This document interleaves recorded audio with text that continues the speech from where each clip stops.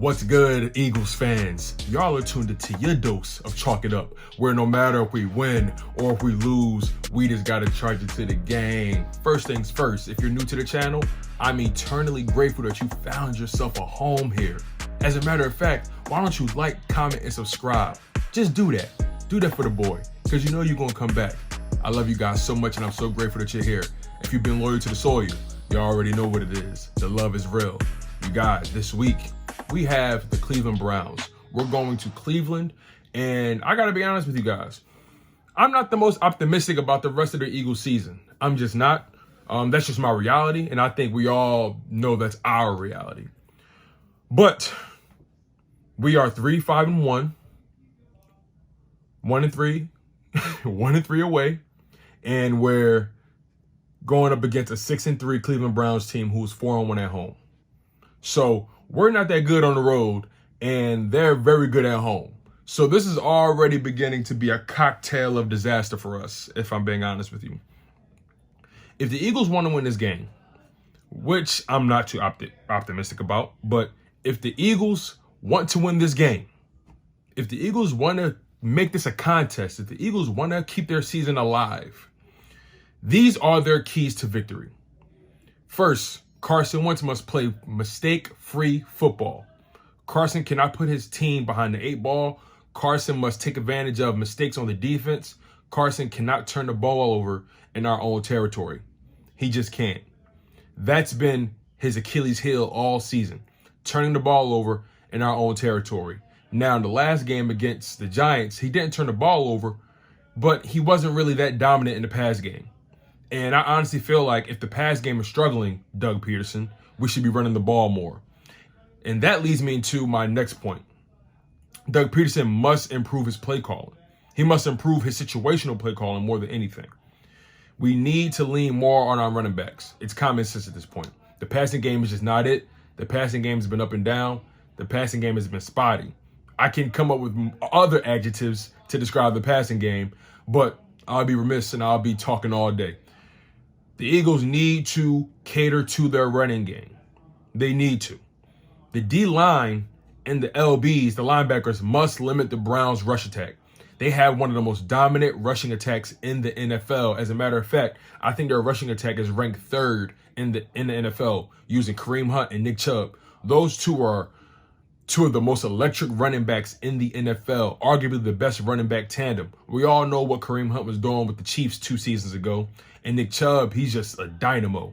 It's so exciting watching him play. He's your prototypical power back, and don't think you're just going to be able to tackle him. The dude is a tank. But moving on, the Eagles must also make Mayfield beat them. They have to force Baker Mayfield to throw that ball all day and every day. Now, the reason I say that is because Baker Mayfield, even though he is improving steadily as a quarterback, he's been up and down all season. He's been spotty all season. And if we're being honest, that offense is extremely inconsistent. They rely heavily on their running game. And if their running game isn't getting off, Baker Mayfield is not getting off. And the reason I say that is because the Browns offense relies heavily on play actions and rolling Baker out to get him more space because he's better rolling outside the pocket. That's his style. You know, that's kind of what Carson Wentz is really, pretty good at. Carson Wentz is better rolling out of the pocket. Baker Mayfield is rolling out of the pocket. So I think this game you're going to see a lot of quarterback rollouts. You're going to see a lot of play action. If Doug Peterson does what we need him to do, we're going to see a lot of play action, a lot of running plays from both sides, honestly. But if we're going to win, if we're going to lose this game, if the Browns want to beat us, this is what has to happen. Mayfield and Rashard Higgins. Yes, I didn't say Jarvis Landry. I said Rashard Higgins. And the reason I said Rashard Higgins, the wide receiver in Cleveland, the reason I said him is because he has the highest catch rate amongst all wide receivers on their roster. The highest catch rate, meaning that usually when the ball go to him, he catching it. Baker trusts him. So therefore, if you allow Mayfield and Rashard Higgins to get off early, we're going to be in trouble. We're going to be in trouble. And that is predicated off the running game. Again, their running game is so significant to their success. If Nick Chubb and Kareem Hunt combine for over 150 yards, we're done. We're done. We gave up over 150 rushing yards to the Giants twice. So the Eagles' rushing defense isn't as stout as it used to be. As a matter of fact, it's kind of been hit and miss. So there's a strong chance the Eagles rush defense can get pummeled in this game. Because, again, Kareem Hunt and Nick Chubb are not no slouches. Kareem Hunt is like your prototypical scat back that's not afraid to get physical. And Nick Chubb is just your ground and pound north-south runner. He's coming right at your mid, straight like that. And turnovers, like I mentioned. If we're going to lose this game, Carson's going to turn the ball over many times in our own territory. And then Doug's going to have lackluster play calling. Those are our keys to defeat. Those are the keys to defeat. We always beat ourselves for the most part. Teams don't normally beat us. We beat ourselves normally. Normally, we beat ourselves. The Giants game, penalties, not putting points on the board, not taking advantage of their mistakes, beating ourselves. You know what I'm saying? Other games has been turnovers and so on and so forth. Beating ourselves. You know what I'm saying? So,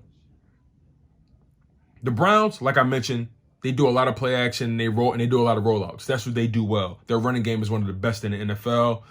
They have one of the best offensive lines in the NFL as well. Pass and run blocking is legit. And they do a great job at forcing turnovers. Myles Garrett, their star DN, already has 4 forced fumbles on the season, leading the league in sacks. And now, here's the catch-22 about him. He's not going to be available.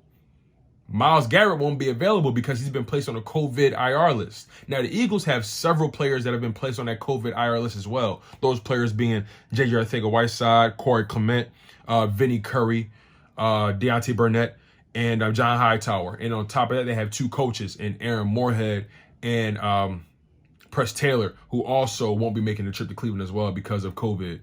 So the Eagles need to take advantage of them not having Myles Garrett. That should allow the offensive line to settle in. They should be able to protect him, no problem, because besides Myles Garrett, there aren't any dominant pass rushers on that D-line. It's just that simple. Now, the Eagles, what we need to do is focus on what we do well. Like I said, the running game. Our running game is our prized possession right now. Our running game is our crown jewel. And we haven't been polishing our crown jewel. We haven't been catering to our crown jewel. As a matter of fact, we've been treating our crown jewel just like a pebble, like a rock. We need to ground and pound. Carson should not be throwing the ball more than 35 times per game. I honestly don't want him throwing the ball more than 30 times per game. I want 20 to 25 plus touches between Miles. As a matter of fact, I want 20 plus touches for Miles Sanders, and I need 10 plus touches for Boston Scott. It's just that simple. Now, I mentioned prior, the Browns have that strong running game, and then they use that strong running game to catapult their play action and their rollout game and their passing game, right? Now, listen to this. Baker Mayfield is at his best on second down. As a matter of fact, on second down, he has a 107.4 quarterback rating, 8 touchdowns, and 4 interceptions. Now, we cannot allow too many short yardage situations. We cannot allow the running game to get off to an early start. We can't allow the running game to have strong first down appearances. We cannot allow that, because if the Browns get off on first down, that sets up their play action. And then at that point, the Eagles are going to be playing on their back foot the entire game. This game begins and ends in the first quarter. This game begins and ends in the first quarter. If the Browns get off on that running game early, if they're dominating on first down early, we're losing this game. It's honestly that clear cut. It's that clear cut, because we have to limit their run game on first down. We have to. If we don't, like I said, their passing game, Baker's just going to be that much more comfortable. He's going to be that much more comfortable. The reason he lit up the Cincinnati Bengals the way he did for 5 touchdowns and not throwing the ball more than 30 times is because that running game was moving the ball. That running game was allowing him to do play actions, and he was able to catch the defense off balance constantly. Our defense has constantly been caught off balance with misdirection plays, play actions, trickery, read options. I got a feeling the Cleveland Browns are going to try to take advantage of all our weaknesses. They're going to try to take advantage of our hungry eyes. They're going to try to take advantage of everything we bite on. They're going to try to. So the Eagles need to limit them on first down, which will trickle down to second down, which is where Baker's at his best. Now, 8 touchdowns, 107.4 quarterback rating on second down for Baker Mayfield, right? But he also has 4 interceptions. He has 7 on the season. So that's more than half of his interceptions. Now, why does he have 4 interceptions on second down when that's actually one of his best downs throwing the ball? And you know what I think that is? I think that's because there are times where that team, that offense, is in second and long situations, and he's forced to actually quarterback. And then at that point, he throws the ball into traffic and he's making mistakes, and that's when interceptions happen. That's why I believe if the Eagles limit them on first down, keep them in second and long situations, the Eagles have a legit shot to win this game. They have to make Baker beat them. They have to force Mayfield to beat them. They can't allow him to get into a rhythm with the running game. And like I said, the Browns are at this point in the season where they're literally starting to forge an identity. But at the same time, they're still trying to validate their young rookie quarterback who's coming into his, I think this is Baker's second season. I just want to make sure I'm not wrong. Baker is, let me just make sure. Okay. All right. So Baker, this is his third season. And like I said, the Browns are at that point in their season where they are trying to forge their identity. They're so close to forging it, but they still have questions about their quarterback. And I have a strong feeling they're trying to instill confidence in him. They believe they have a legit shot of making a good playoff run, and they need to validate his skill set. They need to validate that decision. They need to make sure he's the quarterback of their present and future. And I got a strong feeling they're going to try to get that passing game started early. They must validate Baker this season. They have to. Baker's been up and down this season, and they need to get him into a consistent rhythm so they can be dominant in the playoffs. The running game has no questions about it, but their passing game has the most questions, and so does their defense. Their defense is spotty as well. So like I said, look for them to really try to take advantage of our weak linebacker core and try to look for them to take advantage of Avonte Maddox and the Robbie Coleman. Those two have been struggling these past few weeks. So that's all I really have for you guys today when it comes to this Eagles and Browns preview. The Eagles have a lot of groundwork to make up, and this Cleveland Browns team is as confident as they've ever been. So the Eagles need to really come out. They need to ball out. Doug Peterson needs to set his team up to succeed. Carson Wentz needs to throw dimes. Miles Sanders needs 20-plus carries. Boston Scott needs 10 to 15-plus carries. We need to run this ball down their throat. It's just that simple, you guys.